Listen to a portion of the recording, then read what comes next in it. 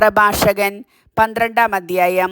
അർഹത നോക്കി വേണം ദയ കാണിക്കാൻ, അതിന് ഫലമുണ്ടാകും. ദൈവഭക്തന് നന്മ ചെയ്താൽ നിനക്ക് പ്രതിഫലം ലഭിക്കും, അവനിൽ നിന്നല്ലെങ്കിൽ കർത്താവിൽ നിന്ന്. തിന്മയിൽ മുഴുകുന്നവനും ഭിക്ഷ കൊടുക്കാത്തവനും നന്മ വരുകയില്ല. ദൈവഭക്തന് നൽകുക, പാപിയെ സഹായിക്കരുത്. എളിയവന് നന്മ ചെയ്യുക, എന്നാൽ ദൈവഭയമില്ലാത്തവനെ സഹായിക്കരുത്. അവന് ഭക്ഷണം കൊടുക്കരുത്, അവൻ നിന്നെ കീഴടക്കും. നന്മയ്ക്കു പകരം ഇരട്ടി ദ്രോഹമായിരിക്കും അവൻ ചെയ്യുക. അത്യുന്നതൻ പാപികളെ വെറുക്കുകയും ശിക്ഷിക്കുകയും ചെയ്യുന്നു. നല്ലവനെ സഹായിക്കുക, പാപിയെ അരുത്. ഐശ്വര്യത്തിൽ സ്നേഹിതനെ അറിയാൻ സാധിക്കുകയില്ല, കഷ്ടതയിൽ ശത്രു മറഞ്ഞിരിക്കുകയുമില്ല. ഒരുവന് ഐശ്വര്യമുണ്ടാകുമ്പോൾ ശത്രുക്കൾ ദുഃഖിക്കുന്നു, കഷ്ടതയിൽ സ്നേഹിതന്മാർ പോലും അകന്നു പോകും.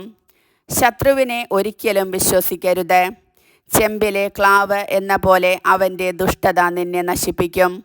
അവൻ അതിവിനയത്തോടെ കെഞ്ചിയാലും കരുതലോടെ ഇരിക്കുക. ഓട്ടുകണ്ണാടി തുടച്ചു മിനുക്കുന്നവനെ പോലെ ജാഗരൂകത കാണിക്കുക. എത്ര തുടച്ചാലും ക്ലാവ് വീണ്ടും വരും. അവനെ അടുത്തിരുത്തരുത്, അവൻ നിന്റെ സ്ഥാനം കരസ്ഥമാക്കും. നിന്റെ വലതുവശത്തിരിക്കാൻ അവനെ അനുവദിക്കരുത്, അവൻ നിന്റെ ബഹുമാന്യസ്ഥാനം അപഹരിക്കും. അപ്പോൾ എൻ്റെ വാക്കുകളുടെ പൊരുൾ നീ ദുഃഖത്തോടെ മനസ്സിലാക്കും. പാമ്പാട്ടിയെ പാമ്പ് കടിച്ചാൽ ആർക്ക് സഹതാപം തോന്നും? ഹിംസ്രജന്തുക്കളെ സൂക്ഷിക്കുന്നവന് അപകടം വന്നാൽ ആർക്ക് അനുകമ്പ തോന്നും? പാപിയുമായി സഹവസിക്കുകയും പാപങ്ങളിൽ മുഴുകുകയും ചെയ്യുന്നവനോട് ആർക്കും സഹതാപം തോന്നുകയില്ല. അവൻ നിന്നോടൊത്ത് കഴിഞ്ഞാലും നീ വീഴാൻ തുടങ്ങിയാൽ മാറിക്കളയും. ശത്രു മധുരമായി സംസാരിച്ചാലും കുഴിയിൽ ചാടിക്കാനായിരിക്കും അവൻ്റെ ആലോചന.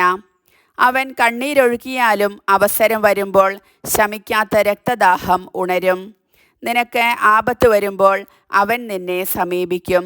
സഹായം നടിച്ചുകൊണ്ട് കുതികാലിൽ ചവിട്ടി അവൻ നിന്നെ വീഴ്ത്തും. അപ്പോൾ അവൻ തലകുലുക്കി കൈയടിച്ച് അടക്കം പറഞ്ഞ് തൻ്റെ യഥാർത്ഥ ഭാവം വെളിപ്പെടുത്തും.